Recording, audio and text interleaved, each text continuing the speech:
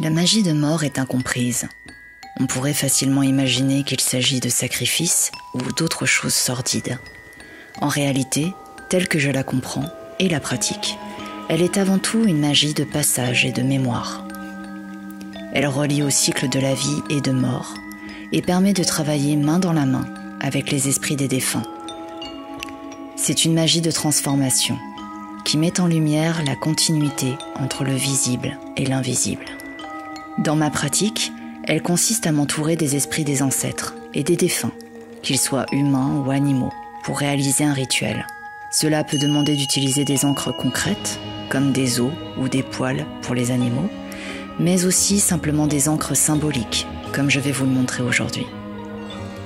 Ce charme, qui n'en est pas tout à fait un, va servir d'objet de prière et de ralliement pour les rituels. Il s'agit d'avoir une encre qui représente vos ancêtres et apporte leur énergie. J'ai déjà fait le mien il y a longtemps, mais pour les besoins de cette vidéo, je vais le réaliser de nouveau.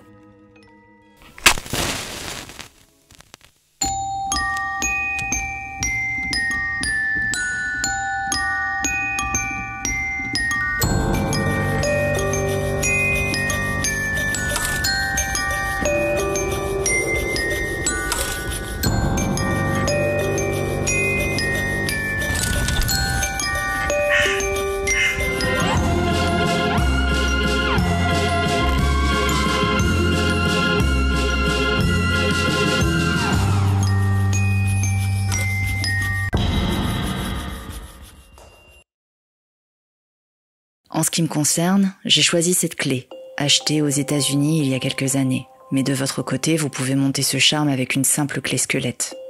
Elle va représenter l'autorisation, la porte ouverte que vous laissez à vos ancêtres pour intervenir dans votre vie.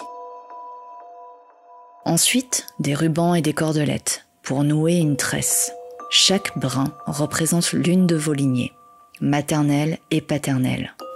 Le troisième représente votre famille d'âme et peut comprendre vos ancêtres de vies antérieures comme vos esprits alliés. Vous pouvez, si vous le souhaitez, intégrer le symbolisme du crâne, comme un memento mori ou une représentation typique du siège de l'âme dans beaucoup de traditions. J'ai la chance d'avoir cette clé, mais vous pouvez très bien ajouter une perle en forme de crâne, une broche ou tout autre petit objet représentatif. La première étape est de monter votre charme, puis de le nettoyer énergétiquement. Passez-le dans la fumée, laissez-le dans une soucoupe de sel, comme vous voulez. Puis, consacrez cet objet. Pour cela, j'utilise souvent de l'eau de Floride, puis les 5 éléments et les 6 directions. Feu, eau, terre, air et éther. Ciel, terre, est, sud, ouest et nord. Il s'agit de rendre cet objet sacré. Concentrez votre énergie. Appelez en vous les ancêtres et les esprits alliés bienveillants et compatissants, et laissez couler cette énergie à travers vos mains jusqu'au charme que vous venez de consacrer. Mettez-le ensuite de côté un moment.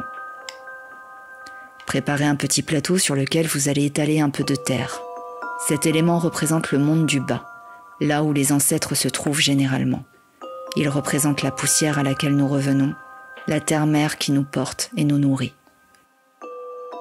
Disposez ensuite des offrandes, fleurs, tabac, encens ou tout autre présent qui vous inspire. Déposez votre charme au milieu.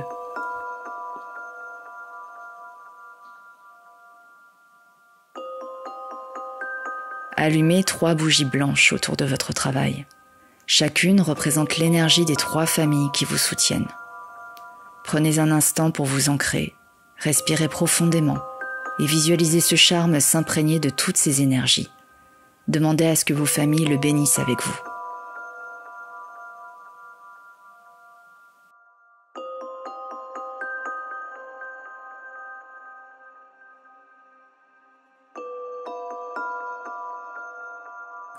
Puis, saupoudrez votre travail de cendres. Ici, j'utilise celle d'un feu de bois. Elles vont servir à masquer ce pont, cette autorisation aux esprits inconnus. C'est une forme de protection contre les intrusions. Vous pouvez également, comme moi, utiliser une goutte de sang à déposer directement sur la clé pour sceller ce passage par le lien biologique. Si vous le faites, prenez toutes les précautions nécessaires pour que ce soit réalisé en sécurité et dans de bonnes conditions d'hygiène.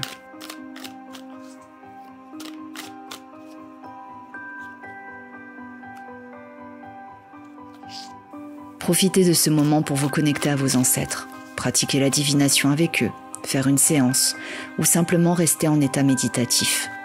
C'est une occasion de réunion.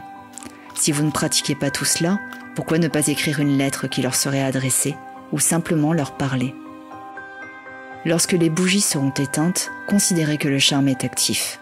Vous pouvez désormais l'utiliser pour adresser vos messages et vos prières et l'ajouter près de vos autres rituels pour demander l'aide de vos lignées dans leur réalisation.